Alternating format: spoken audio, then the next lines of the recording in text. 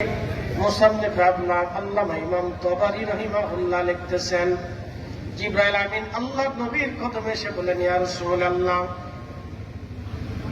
আয়াত নাজিল হয়েছে, আয়াতের মর্ম কি আপনি জানেন? জিবরাইলকে নবীজি বলেন, আল্লাহু আলাম, আল্লাহ পাকই ভালো জানে। তখন জিবরাইল বলেন, হুজুর, আল্লাহ আমাকে আয়াতের অর্থ জানিয়ে তাফসীর জানিয়ে আমার রব আমাকে আপনার কাছে পাঠিয়েছেন।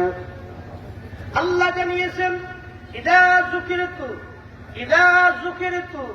যুকিরতা মাই। হুজুর, আমি আল্লাহর জিকির যেখানে হবে, আপনি নবীর জিকিরও সেইখানে আমি আল্লাহ চালু রেখে দেব। একসাথে জোরে বলেন আল্লাহু আকবার। আরো জোরে বলেন আল্লাহু আকবার। আমি আল্লাহর জিকির যেখানে, আপনি নবীর জিকিরও সেখানে। এই জন্য আমরা স্লোগান হবে, কোরআন সুন্নাহর আলো ঘরে ঘরে চালো। একসাথে বলেন, কোরআন সুন্নাহর আলো ঘরে ঘরে চালো। শুধু আল কোরআনের আলো বললে ভুল হবে। কোরআন সুন্নাহর আলো ঘরে ঘরে চালো। শুধু আল কোরআনের আলো ঘরে ঘরে জ্বলো, শুধু আল কোরআন বললে ভুল হবে। কোরআন সুন্নাহর আলো ঘরে ঘরে চালো, এটা হচ্ছে মূল স্লোগান। কেন? আল্লাহ কোরআন থেকে এগুলো আমরা বুঝেছি, নিজের মানুষের মন করা বোঝার দরকার নেই। ইদা যুকিরতু যুকিরতা মাই। আমি আল্লাহর শান যেখানে থাকবে, আমি আল্লাহর শরণ যেখানে থাকবে, আপনি নবীর শরণও সেখানে থাকবে।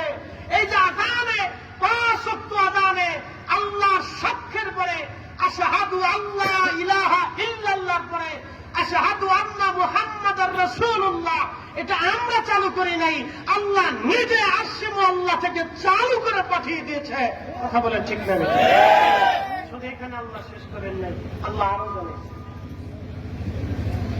রব্বুল আলামিন মহাগ্রন্থ কুরআনুল কারীমের ভিতরে আমার আল্লাহ বলেন, ইয়া আইয়ুহাল্লাযীনা আমানু আতিউল্লাহ ওয়া আতিউর রাসূল।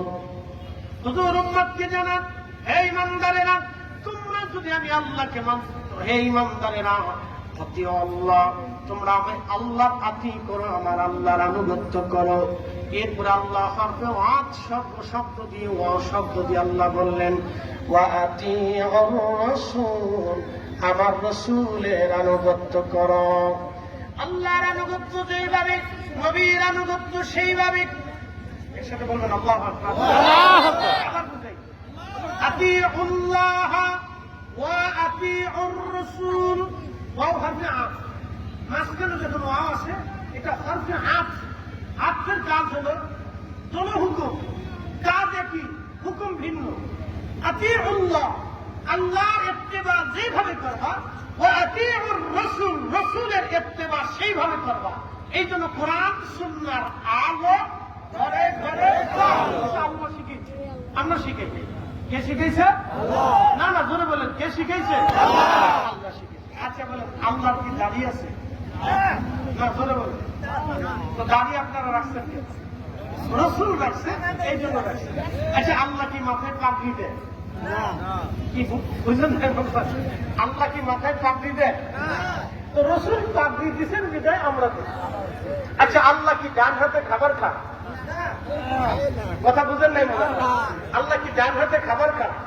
নবী খাইছেন বিদায় আমরা খাই। আচ্ছা, আল্লাহ কি বিয়ে শাদী করে? রাসূল করছেন বিদায় আমরা করি। কি কথা বলেন? আচ্ছা বলেন, আল্লাহ কি আমাদের মতো হাসে? রাসূল মুস্কি মুস্কি হাসছে দেখে মুস্কি হাসি সুন্নাত হয়ে গেছে। আচ্ছা, আল্লাহ কি খাবার খায়?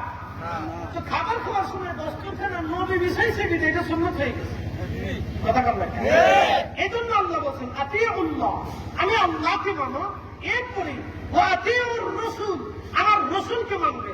সূরা নিসার আয়াতে আল্লাহ আমাদেরকে শিক্ষা দেন, মাইয়ুতির রাসূল ফাকাদ আতা আল্লাহ।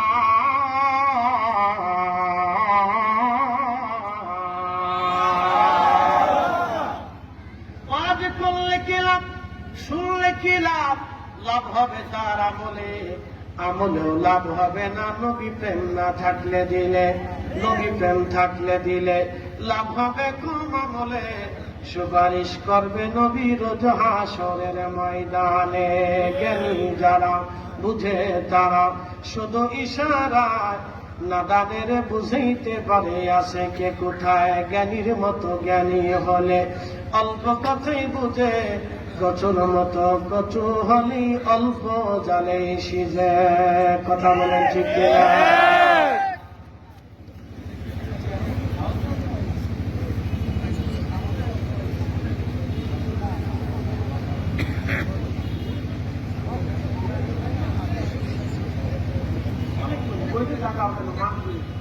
শোনেন, যারা ঘুরতেছে আমি জানি না কিসের আসে আপনারা ঘুরে ঘুরে কি পাবেন আমি তো বুঝতেছি। বসলে কি হবে? বসেন না কেন? চার ঘন্টা ঘুরতেছেন, বহু দূর থেকে আমরা বীর ভাইরা যারা আসছেন, আপনারা কেন ঘুরতেছেন আমি জানি। আপনারা বসবেন কখন? মুনাজাত শেষ হলে বসবেন। তো বসলে কি হবে? ঘুরলে কি লাভ পাবেন? বসলে তো লাভ হবে। তাই ভিতরে এসে বসেন না। এরকম বিশৃঙ্খলা তো আমি কখনো দেখিনি। ভিতরে এসে বসেন। আপনারা ঘুরেন কেন? ঘুরে কি পাবেন? ভিতরে এসে বসেন, বসে কথা বলেন।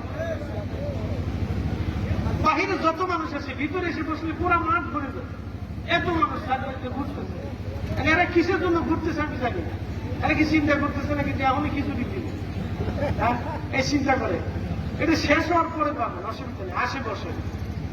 সূরা নিসার 80 নম্বর আয়াতে আল্লাহ বললেন, মাইয়ুতির রাসূল ফাকাদ আতা আল্লাহ।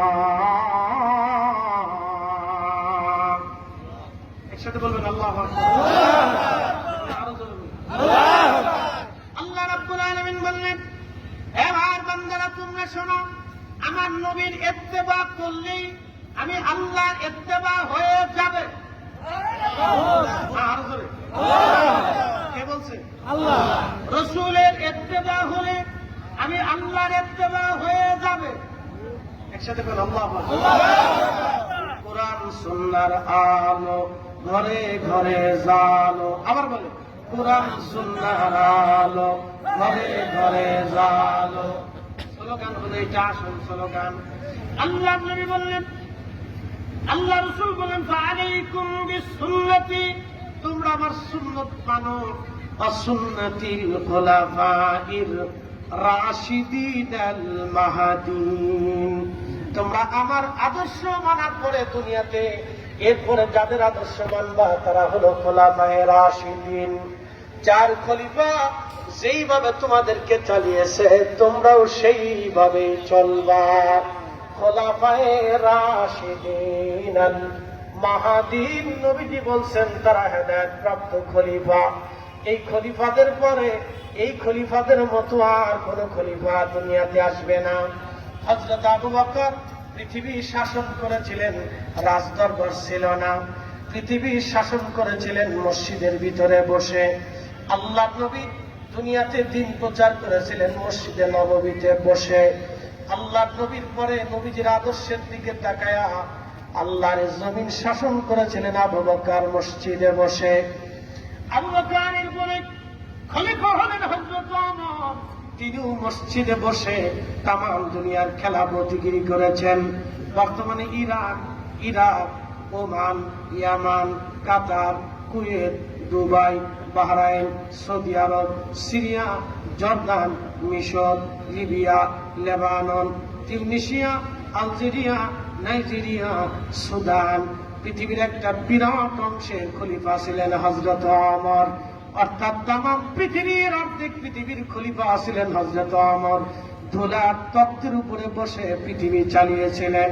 একটা মসনদও তার ছিল না, একটা পার্লামেন্টও তার ছিল না, একটা রাজদরবারও তার ছিল না। একবার জোরে বলা যাবে কে মারহাবা?